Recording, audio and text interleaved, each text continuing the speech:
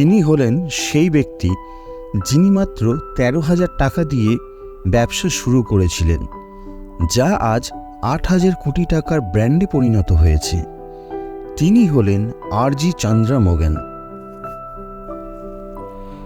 আর.জি. চন্দ্রমোহন 1949 সালে তামিলনাড়ুর শিবকাশী শহরের একটি গরিব ঘরে জন্মগ্রহণ করেন, যে শহরটি আতশবাজি শহর নামেও পরিচিত।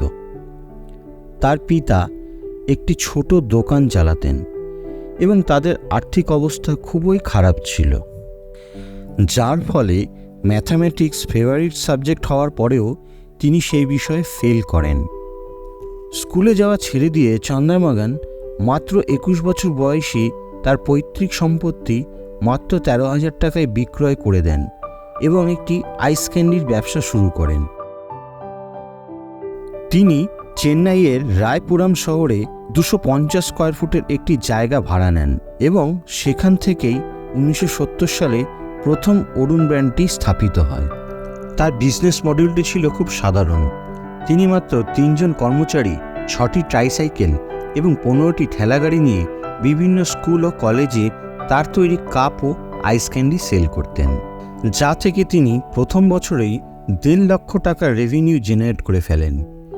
সেই সময় তার ফ্যাক্টরিতে দৈনিক 10,000-এরও বেশি ক্যান্ডি প্রস্তুত হতো। 1981 সালে অরুণের সেল 1.5 লক্ষ টাকা থেকে 4.5 লক্ষ টাকায় চলে যায়। ব্যবসা চলছিল খুব ভালো, কিন্তু ছিল সিজনাল।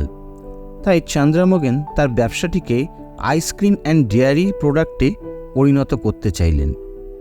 1981 সালে এইভাবেই অরুণ আইসক্রিমের সূচনা হয়। চন্দ্রমোহন দুগ্ধজাত আইসক্রিম সেল করতেন, কিন্তু সে সময় সেটি একটি সহজ কাজ ছিল না, কারণ 1980 সালে তামিলনাড়ুতে চলছিল কাওয়ালটি ওয়ালস, জয়ের মতো বড় বড় আইসক্রিম ব্র্যান্ড। তাই তিনি সেই সময় এমন কাজ করতেন যেটা কেউ ধারণাই করতে পারে না। তিনি সে সময় তার তৈরি আইসক্রিম বরফ দিয়ে ভালোভাবে প্যাক করে ট্রেনে তুলে দিতেন এবং এইভাবে তিনি তার ব্র্যান্ডটি সুদূর গ্রামগঞ্জে পৌঁছে দিতেন, যার ফলে তার কোল্ড স্টোরেজ এবং ডিস্ট্রিবিউশনের খরচ কমে যেত। এইভাবে 1985 সালে অরুণ আইসক্রিম তামিলনাড়ুর সবচেয়ে বড় সেলারে পরিণত হয়। সেই সময় তিনি প্রায় 700 আউটলেটস ওপেন করেন কেরালা এবং অন্ধ্রপ্রদেশের বিভিন্ন অঞ্চলে।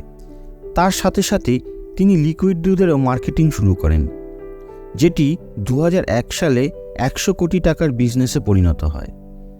এইভাবে চলতে চলতে 2014 সালে অরুণ আইসক্রিম 2000 কোটি টাকার বিজনেসে পরিণত হয়ে যায় এবং সেই সালেই তার কোম্পানি প্রথম ন্যাশনাল স্টক এক্সচেঞ্জে লিস্টেড হয়।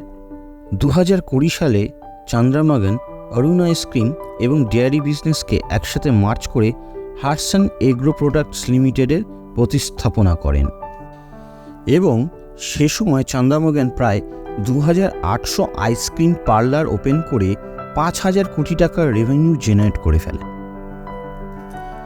বর্তমানে হাটসন কোম্পানি ভারতবর্ষের সবথেকে বড় ডেয়ারি কোম্পানি হিসেবে বিবেচিত হয়েছে, যেখানে তার নেটওয়ার্ক হিসেবে 10,500টি মিল্ক ব্যাংক, 50,000-এরও বেশি এমপ্লয়ি এবং 14টি প্ল্যান্ট মিলে প্রায় 12,000 গ্রামে দৈনিক 60,000 লিটারেরও বেশি আইসক্রিম প্রস্তুত করছে। তো চন্দ্রমোহনের আইসক্রিম ম্যান হয়ে ওঠার গল্পটি কেমন লাগলো কমেন্ট করে জানাবেন এবং ভিডিওটি ভালো লাগলে লাইক, শেয়ার এবং সাবস্ক্রাইব করতে ভুলবেন না। ধন্যবাদ।